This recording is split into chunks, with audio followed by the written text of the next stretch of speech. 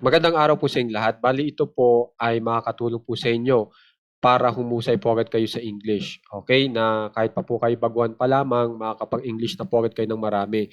Tapos mapapahanga nyo pa yung inyong kausap. Okay? Kasi ito pong kakabisaduhin nyo ay hindi po basta-basta. Okay? Na naririnig po. Pero laging gamit po ng mga Amerikano. Kaya napakaganda nga pong matandaan po lahat ng ito. Bali ito po ay binubuo lamang po ng dalawang salita at makakabuo na po agad kayo ng tanong.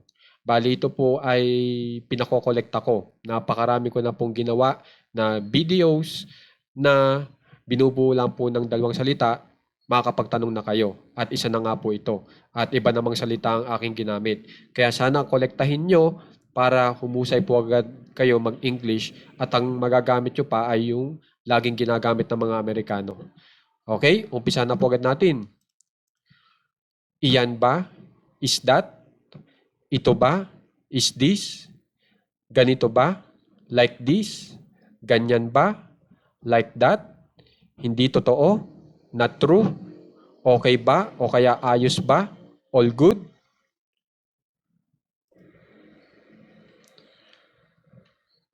All good? Okay pa? Still okay? May balita? Any news? May problema? Any problem? Kanino na? Whose turn? Hindi pa? Not yet? So, yan. Kakabisaduhin nyo lang po lahat ng ito. Okay? Bali ito po ay gamit na gamit ng mga Amerikano. So, napakaganda nga pong matutunan nyo ito o matandaan.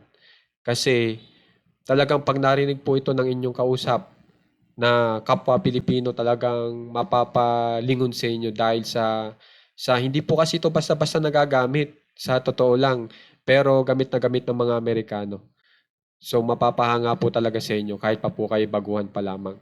So, guys, sana tandaan nyo ito at saka yung mga nakaraang videos natin, ha? Para humusay po agad kayo magtanong sa English, gamit lamang po ang dalawang salita. Okay? At doon nga pala sa mga nagsasubscribe sa ating page para magbigay ng tulong, maraming salamat po talaga. God bless po talaga. Napakalaking bagay po ng binibigay yung tulong. Okay? Kaya po ako ay tuloy-tuloy ang pag-upload. At doon nga pala po sa mga gusto magbigay ng stars, maraming salamat po din. Napakalaking bagay po niyan. Okay, na makikita nyo sa comment section, makikita nyo yung star icon, tapos kayo na lang pong bahala kung alin man ang gusto nyo mapili na ibibigay nyo. Okay, makakatulong din po kayo makapagbigay ng tulong gamit ang Shopee affiliate link po ng page natin.